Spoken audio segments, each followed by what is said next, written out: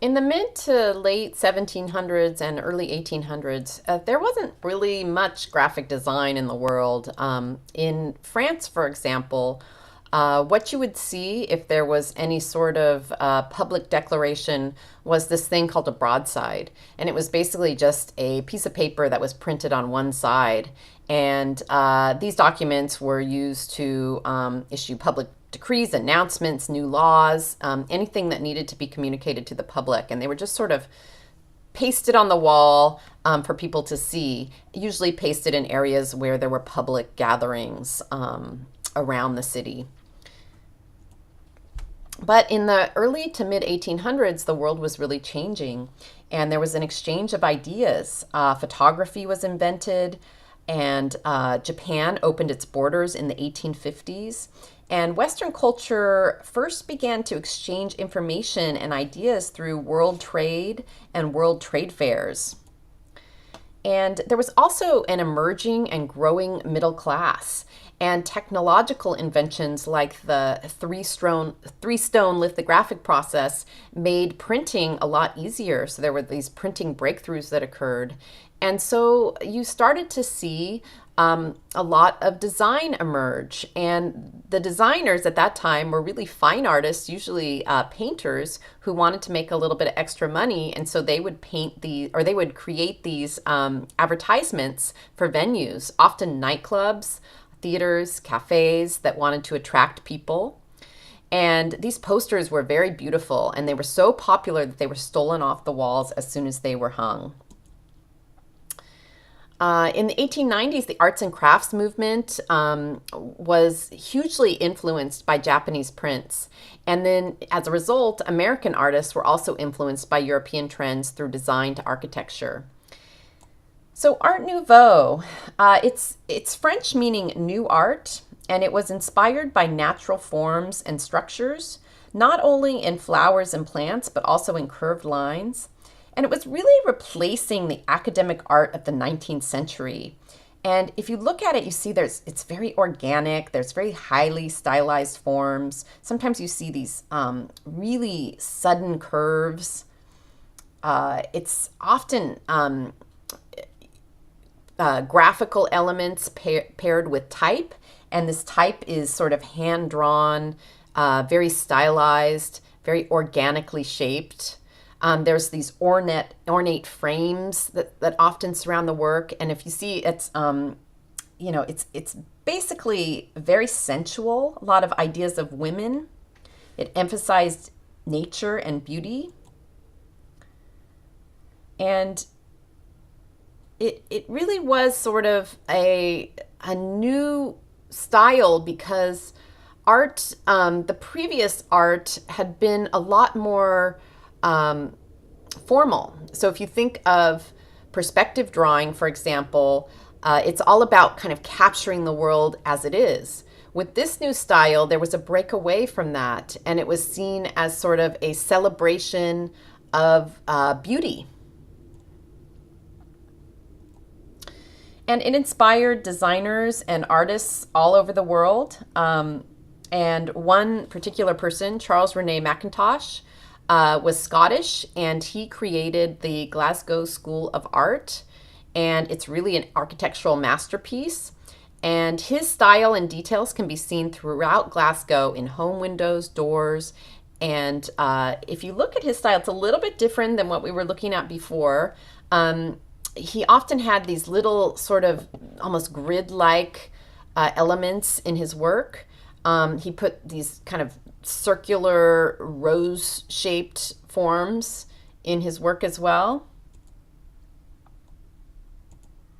There's a famous tea room that you can go to in Glasgow, Scotland, where you can see a lot of his influence. For example, the chairs, the tea sets, the windows are all in the style of Charles René Mackintosh.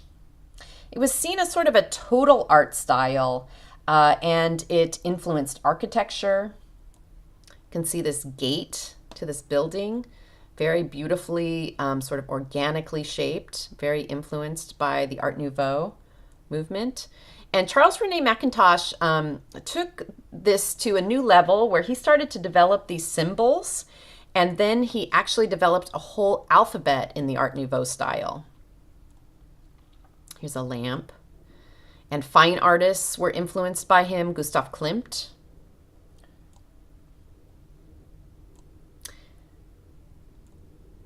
Some beautiful buildings. And this total art style really was seen as a way of life or a philosophy. It was art the way it should be lived. It was very optimistic, and there was a great international exhibition at Paris's World Fair in 1900. And you can see, like, just if you ever get a chance to visit one of these homes that's, an Art Nouveau influenced home in Europe, you'll see everything from the mirror on the wall, the bed frame, the dresser, the vase. So everything in the home was influenced by this style. But things were happening in the world, and a lot of movements began sort of to occur that were speaking against the norms of the old traditions of art. And there was, a lot happening in terms of the world wars. And so a lot of violence had occurred, a lot of breakdown of societies, and kind of an emerging new class of people, new leaders, new rulers, and new social ideologies. And the Futurist movement began around 1913. And it was a movement that started in Italy before World War I. And in this movement, artists were really looking towards the future. This movement emphasized and glorified themes associated with concepts of the future: modernity, speed, technology, youth. It influenced Art Deco, Constructivism, Surrealism, and Dada, all movements that we're going to be kind of researching in this class. And if you kind of look at, the typographic designs for this movement, you can see how it's really kind of not about beauty anymore. It's sort of about making you think. And it was really revolutionary in the sense that it wasn't meant to sort of be hung on a wall necessarily. It was meant to communicate something. So in Italy, we saw the rise of nationalism and fascism.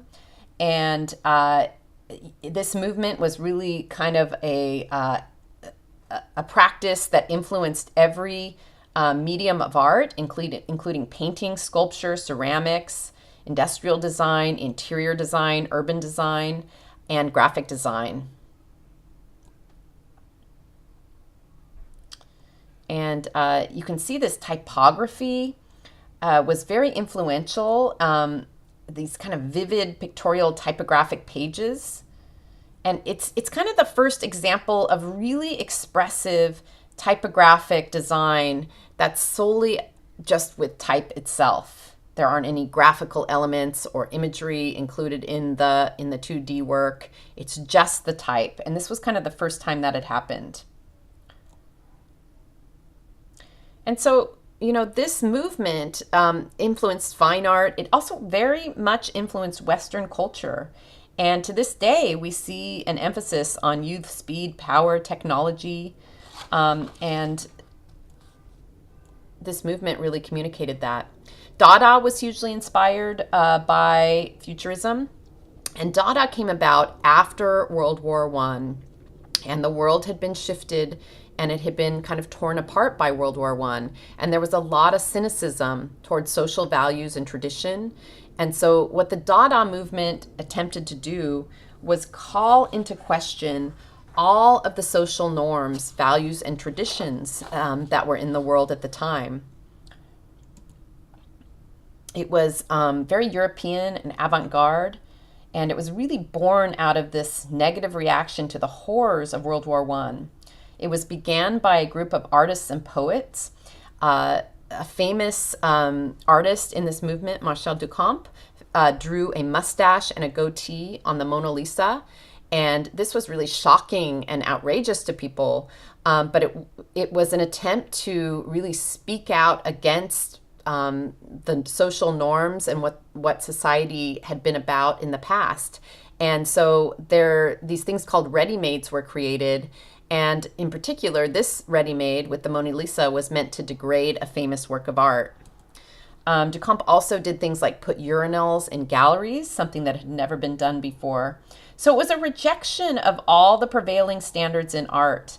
And it was much more than just an art movement. It was also, something that was done in public. There were these public gatherings and demonstrations.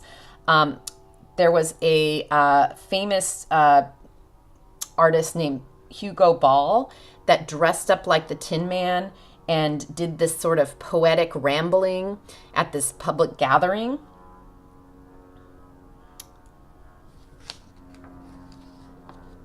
It also influenced type, and you can see that the type was almost violent in nature, often missing, kind of playing around with different fonts, scales, nonsensical. So things didn't make sense in this movement. It wasn't meant to make sense. It was meant to provoke and outrage, to provoke people and create outrage. And when this movement started to become sort of stylized and sort of taken over by commercial industries, it quickly disappeared.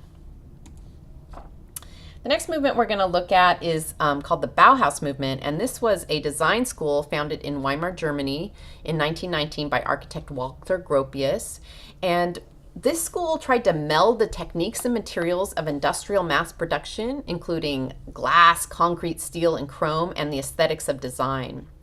And many of the new experiments in design architecture, the international style, painting, and sculpture in the 1920s came directly from the Bauhaus. And you can see stacking stools, lights, textiles, dinnerware that are still in use today. And some of the most famous designs for chairs, tables, and dinnerware, you can see this at places like IKEA. So Gropius aimed to teach Bauhaus students the coexistence of modern style, machine processes, manual work, construction, and good design to install a clear aesthetic in a new generation of design students that began with a 6-month basic program. And this was the basic program. And what's hugely important in this movement or this school is that it was the first attempt to really educate designers in how to do good functional design. And it's a total work of art, including architecture, and you can see that there's some examples of the furniture and the styles and how influential it is still today in furniture design. The school was basically closed by the Nazi regime. The Nazis claimed it was sort of a center of communism and intellectualism. It did influence artists and designers around the world, including, Albers.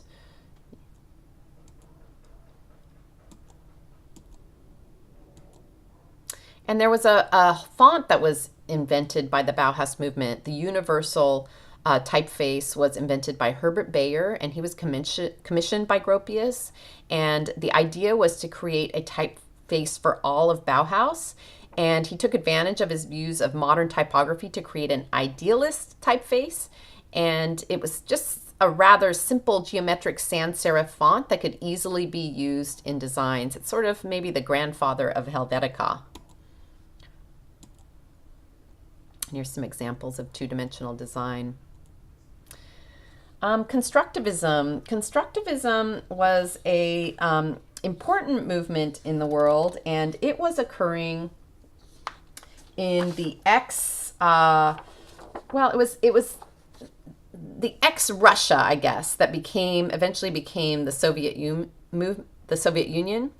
And what had happened was there was a complete breakdown in society, and there was a rejection of art as autonomous for art's sake. And the idea was that art should really be used for social purposes, social change. And, the leaders of the time, Karl Marx, Lenin, Stalin, were embracing this complete revolution of society. And they promoted their philosophies through this constructivism design movement. And you can see that often there was sort of a celebration of the common, the ordinary, the worker. And, this movement was all about social change. The idea was they were going to rebuild society in a utopian model instead of the old world order where there was a bourgeois, upper class, elite czar, which was, the ruler in Russia. There was now this complete revolutionary movement that shifted society dramatically. And the idea was they were going to eliminate the extreme poverty and make the world a much better place. This is, I think, Karl Marx, and you can see this particular style, you see a lot of sort of bold, flat color. Often there's kind of a combination of photography and graphical elements. So kind of moving forward, we're going to look now at movements occurring in America. There was a famous movement that happened right here in the Bay Area in the late 1960s. And it was a movement that was inspired by sort of this anti-establishment, anti-war politics of the 60s. And there was also this trend towards experimentation with drugs, such as LSD. And there was a lot of music, and it was seen as sort of a movement that was very, very much targeting the youth, and it was anti-establishment. And so in this movement, you see sort of a morphing of objects and themes, bright, high contrast, kaleidoscope, paisley patterns. Go back to one of the main paintings. You see also this sort of intense font.